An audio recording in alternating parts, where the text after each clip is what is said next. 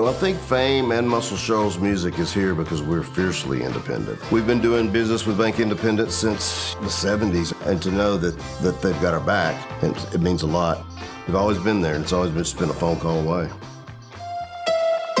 From the Tennessee Valley Weather Channel, this is your weather, live at 5.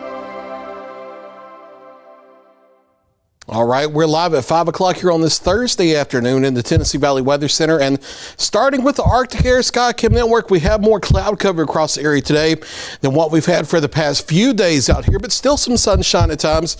Some of the cloud cover has been associated with spotty areas of showers and even a few thunderstorms. Not a lot of widespread activity today, and we weren't expecting widespread activity, but we have seen a few areas of spotty heavy downpours and rumbles of thunder. We've had one heavy downpour come across the immediate Lawrenceburg area. Now, earlier they were up into the mid to upper 80s today. The airport's knocked down to 82. Our studios here on the northeast side of town have been knocked down to the upper 70s from the rain cool air. A couple more showers up here toward northern Lewis County. Other showers back into portions of northern Wayne and Hardin counties of Tennessee. And then more in the way of some thunderstorms moving through western Colbert County, over in the Tishomingo County, that are dropping southward here toward Franklin County, especially the western part around Red Bay over the next hour or so.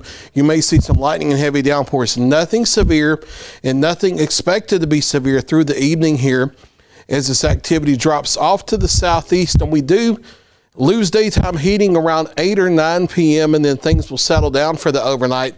But thunderstorms off to the west into Oklahoma and Texas and eastern New Mexico will develop into a complex overnight, and the remnants of that complex will spark new showers and thunderstorms in our area tomorrow, and some of those could be strong to severe across the area. There is a level 2 out of 5 risk of severe storms for our Friday for all of the areas, southern middle Tennessee, North Alabama, northeast Mississippi. Primary hazard here will be damaging straight line winds. It's midday and afternoon into the early evening hours.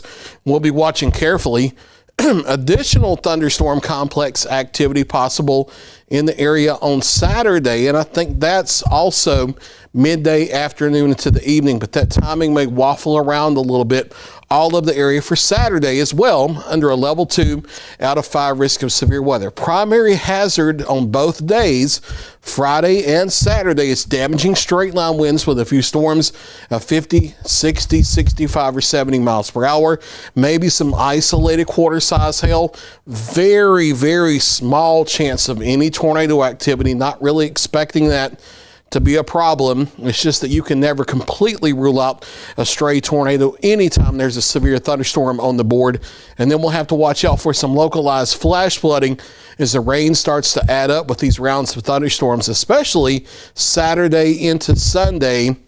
We'll have to watch as the rain starts to add up a bit, maybe some localized flash flooding, especially in terms of street and creek flooding. I don't think it's that big wash your town away type rain or anything remotely close to that, just some street flooding that may cause some issues across the area. Now, Futurecast, not quite as widespread with reality this afternoon with the scattered showers and thunderstorms, but it has the basic idea correct that what showers and thunder showers there are will hold on until about 8 or 9 o'clock and then fizzle away overnight. As we get toward daybreak, we're waking up with partly cloudy skies, upper 60s and lower 70s.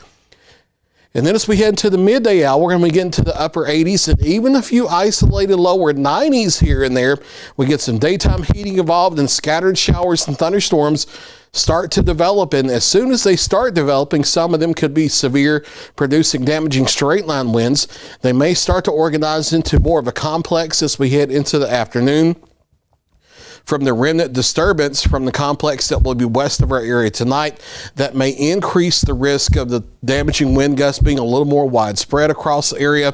And then once you get into the heavy rain, your temperatures drop out of the 80s and 90s into the lower 70s. Those showers and thunderstorms continue eastward across the area from the afternoon and the early evening. Maybe some more scattered showers and thunderstorms overnight Friday night.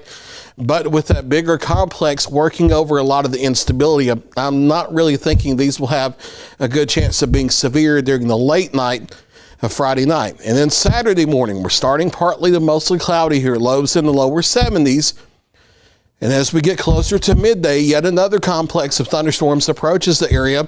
Some of these may be strong to severe as we warm up into the low to mid 80s. We won't have as much instability on Saturday as we will tomorrow on Friday, but still some of these could be producing some damaging straight line winds. They may also extend farther northward into Tennessee. The models are kind of waffling a little bit on that, but it's an area-wide threat. That continues eastward as we head through the afternoon and the evening, and that moves on out of the way. Additional showers and thunderstorms are likely late Saturday night into the morning hours of our Sunday. Some of those could produce some localized flooding, but by then I think the instability for a severe storm threat will have been worked over across the area. And then Sunday afternoon, the heavier rain and widespread thunderstorms shift south of our area, but even into the afternoon and evening, some scattered showers and thunderstorms Sunday certainly possible. Scattered showers and thunderstorms on Monday.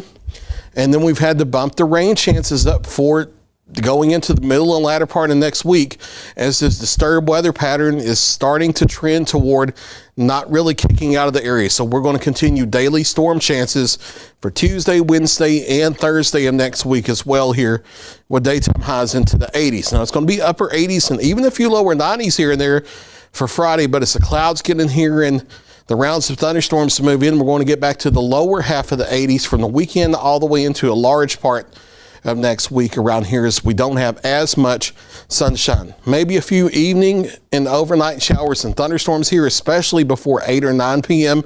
Overnight lows in the upper 60s and lower 70s. And then your 7-day forecast looks like this, starting with an hour-by-hour, 4-hour Friday here. The morning, mainly quiet, but clouds increasing, and then midday, afternoon, and evening will deal with scattered strong to severe thunderstorms, damaging straight line winds, the primary threat. Daytime highs in the upper 80s, but a few spots, especially over North Alabama and northeast Mississippi, may briefly hit 90 or 91. There could even be a brief heat index that's noticeable in those areas during the afternoon. More strong to severe thunderstorms midday, afternoon, and evening on Saturday. Late Saturday night into Sunday morning, I do think there's another complex of thunderstorms that comes in, but it may be more of a heavy rain and isolated flash flooding threat instead of a severe storm damaging wind threat because a lot of the instability will be worked over by then. We'll watch it carefully though. Thunderstorms become more scattered during the afternoon hours of our Sunday, and then we hold on to daily thunderstorm chances, and it looks like not just hit or miss, but pretty decent coverage of scattered showers and thunderstorms through a large part of next week. That's Luke's latest 7-day forecast. I'll be back at 6 o'clock and 9 o'clock with another check of your local weather. You're watching the Tennessee Valley Weather Channel.